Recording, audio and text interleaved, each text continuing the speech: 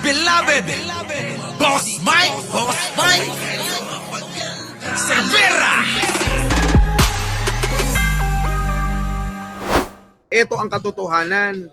Kayong mga putang ina nyo na magkakapatid kayo, kayong mga magkakapatid kayo, mga bastos kayo sa totoong buhay, mga putang ina nyo. Yan o. Sara Duterte. Loka-loka. Tingnan nyo mga kababayan ha. Panoorin nyo ito. Sample ho. Sample ho.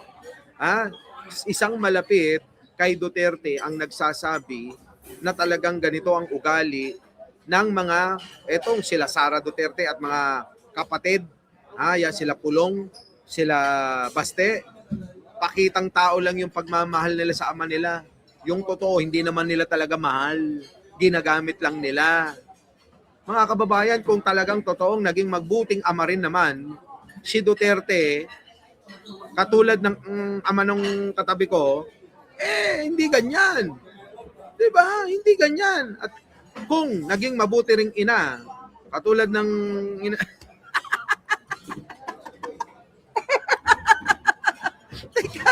Oy, shoutout sa 3,000 na pala tayo. Mga kababayan ko, tingnan nyo. Gamit na gamit nila yung yung ama nila. Pero ang totoo, mga binabastos pala nila. Si Vice President Sara Duterte. Loka-loka. Loka-loka. Bakit po?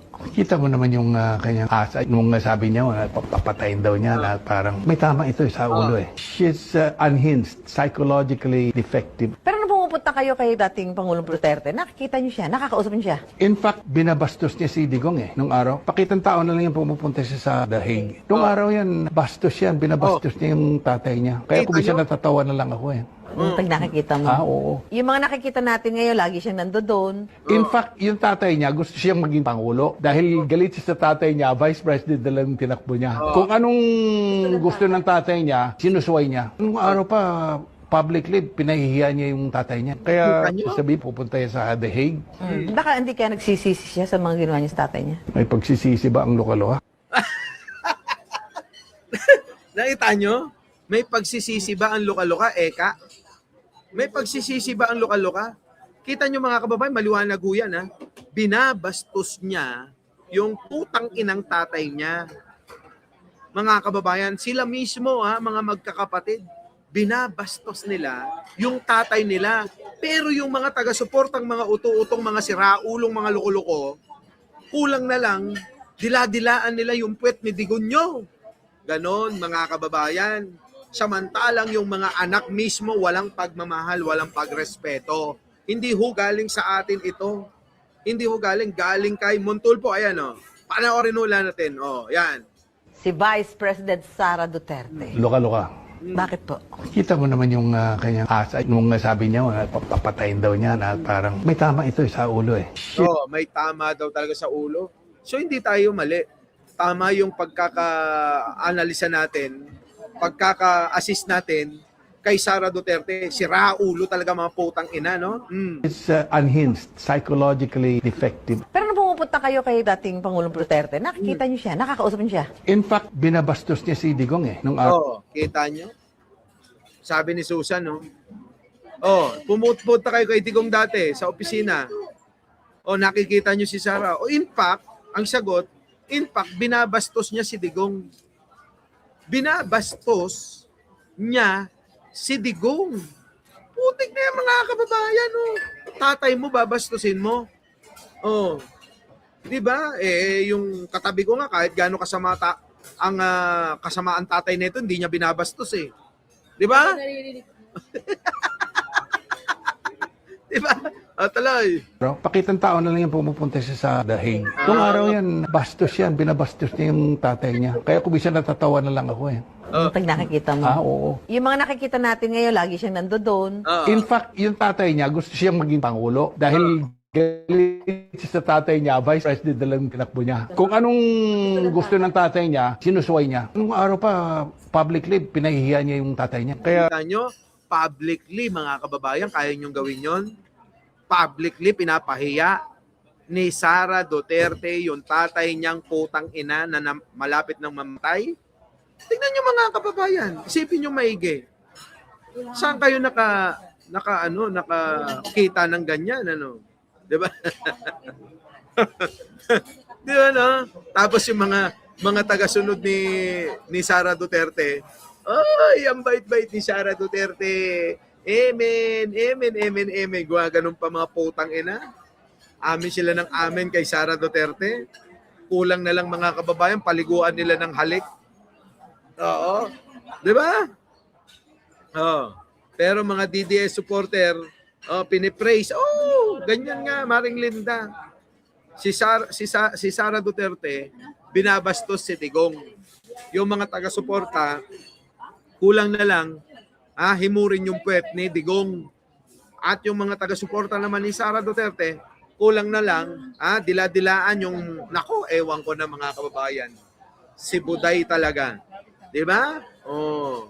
Kaya alam nyo mga kababayan, kung mahina kayong mag-isip, magagaya kayo sa mga DDS, mga bobo at mga mangmang, hindi nila makita-kita yung mga pagkakamali. Di ba?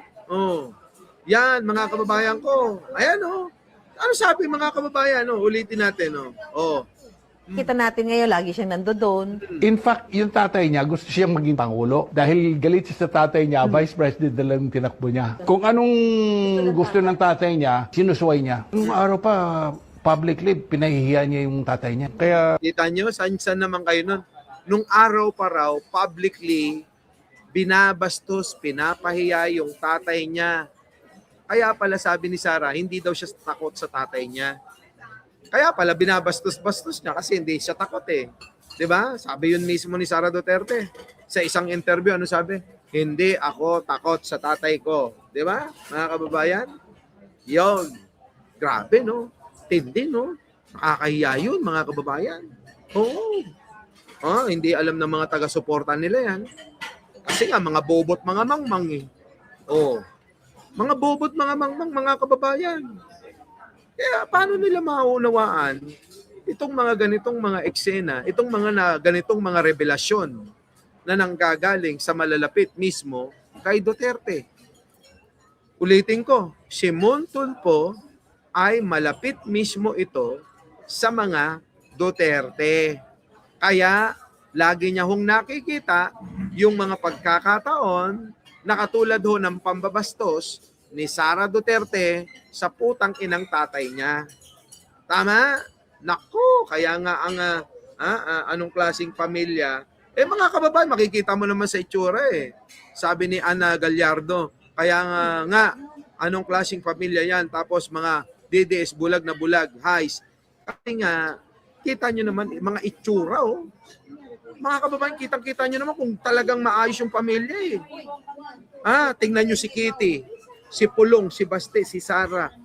Mga kababayan, sabihin nyo sa akin, yan ba'y napalaki ng maayos na pamilya? Yan ba'y napalaki ng maayos na ama, ina?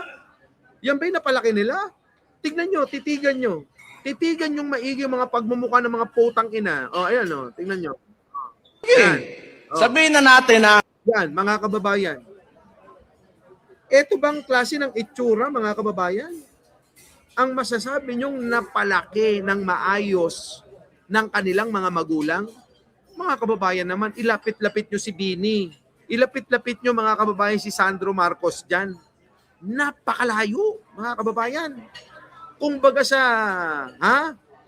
kung ihahambing natin ito mga kababayan, basura.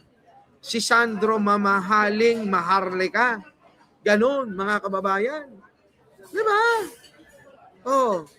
Wala hong napalaki na maayos na mga Duterte ng anak ni Digong. Walang napalaki na maayos. Mula kay Pulong, Sara, Baste, Kitty, walang napalaki ng maayos. Alam na alam nyo yan. Tignan nyo na lang yung mga itsura. Tignan nyo na lang yung mga bunganga. Tignan nyo yung mga kinikilos. Putang ina, tignan nyo. Sa sobrang katangahan nito, nagpatato hanggang leeg, tinatakpan ngayon. Diba? Bakit? Nahihiya siya. Bakit? Katanga-tanga eh. Tingnan mo yung itsura. Tingnan, pinipilit, tinatakpan ngayon yung mga tattoo niya.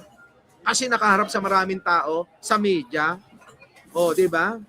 Tanga ang putang inan to. So yun, mga kababayan ko, bahala na kayo. Balik na lang tayo mamaya. Bago tayo ma-high blood pare-parehas. Muli mga kababayan, maraming salamat sa inyong pagsama ngayong umaga. Pasensya na kahit hindi tayo makapag-live ng maayos. Pero bukas mga kababayan, makakapag-live na tayo ng maayos sa ating studio. Kita-kita po tayo mga kababayan. Maraming salamat po sa inyong lahat. At huwag po natin kalimutang mag-like, mag-share at mag-subscribe bago tayo maghiwa-hiwalay. Pabus! Our beloved Boss Mike Cervera.